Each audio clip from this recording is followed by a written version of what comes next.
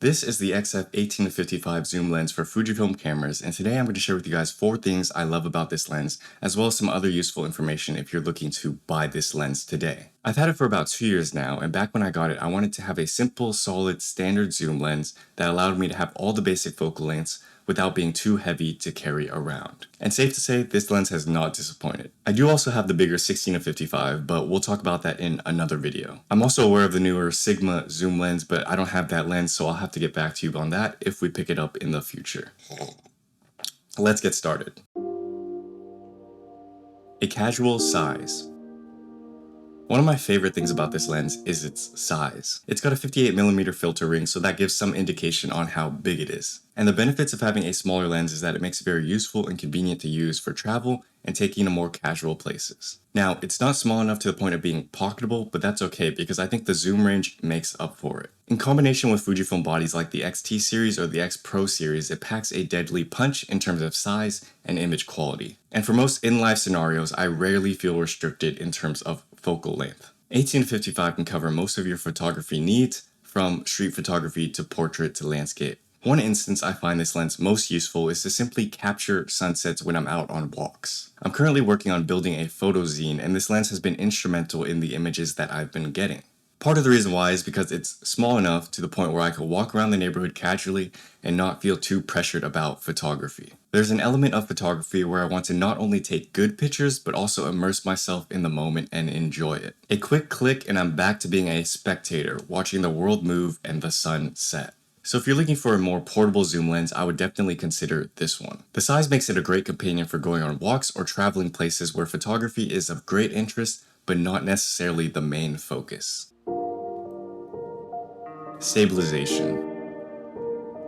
Another thing I love about this lens is its image stabilization. I think it's one of the most useful things to have, especially for video, and I wish every lens had it. Now I understand there are some compromises that come with adding OIS to a lens, but in many cases I think it's worth it. What image stabilization allows you to do for photography is to lower your shutter speed and still get sharp images. It's also massively useful for getting stable video footage handheld, which is generally my preference because I'm usually too lazy to whip out a tripod. It's not perfect, of course, but I can use this lens in combination with the X-T4 to capture video footage for things like YouTube videos like this, or Instagram Reels and Shorts. I like being able to have a reliable lens to do both photo and video, and it allows me to share both my photography stories, but also my productivity and creativity tips that help me do my creative work. So if you're looking for a lens that is good for both photo and video, I think the image stabilization aspect of this lens makes it a great choice for hybrid work.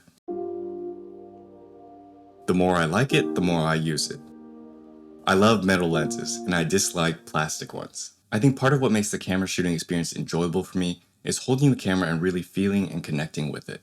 As weird as that might sound, it's a big reason as to why I like Fujifilm cameras. Now don't get me wrong, I've used a lot of plastic-based gear and there's a lot of upsides. They're not going to be as heavy as metal cameras, they don't overheat as easily, and you're not going to feel as bad if you scratch a plastic camera or lens. But for me, there's just something about metal gear that I don't think plastic can replicate. Even for a lens this old, I enjoy the aperture dial and the clean zoom experience. The metal really makes it feel like I'm holding more of a camera and less of a toy.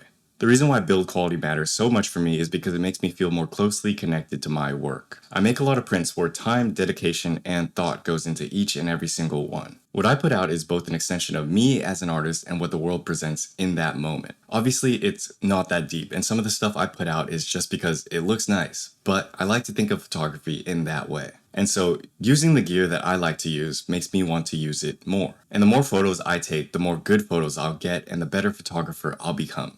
It's that simple. So this is kind of my justification for having nice things. For some of you, it doesn't matter. A camera is just a camera. But if you're someone who enjoys a nicer build quality and feel to your cameras, this lens might be up your alley. Underrated for the price. Probably the best part about this lens is its price. Because it's a kit lens, it's always been perceived as such, and therefore underrated. Many people would sell their near mint versions of this lens for super cheap online, and that's something that's happening even more so now. Because newer and better kit lenses are being rotated into the Fujifilm lineup, this lens has become an even better cheap option for getting started with photography today.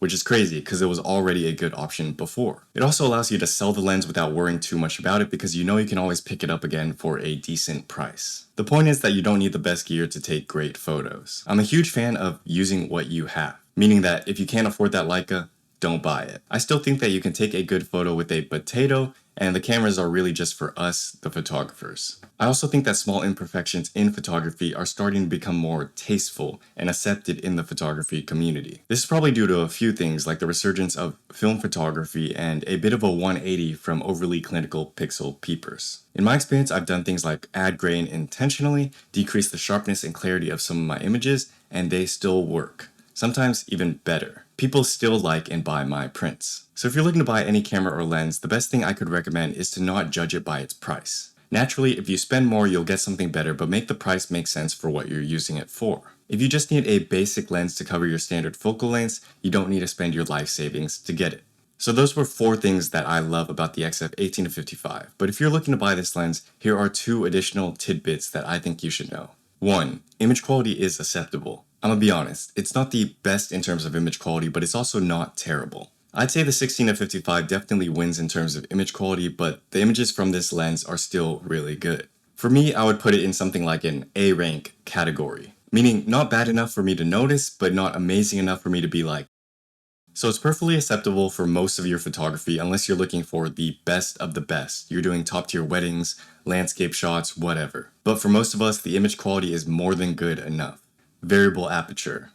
Although this lens is an f2.8 to f4, I mostly just stick to f4 all the time. I used to shoot wide open whenever I could, but I quickly realized that it doesn't really matter that much for me. It's a bit inconvenient for me to keep switching my exposure settings whenever I try to switch focal lengths, so I just set everything to f4 and not worry too much about it. This can make shooting in low light a bit challenging, so I always try to find some sort of light source or just not bring this lens out at night to begin with. So, if you're looking to buy this lens, I just gave you everything you need to know. This is everything I've learned from the past 2 years of using this lens, and I hope it helps you out. Also, I'm currently giving out free 4x6 prints, so check the link down below. And as always, thank you guys for watching. Peace.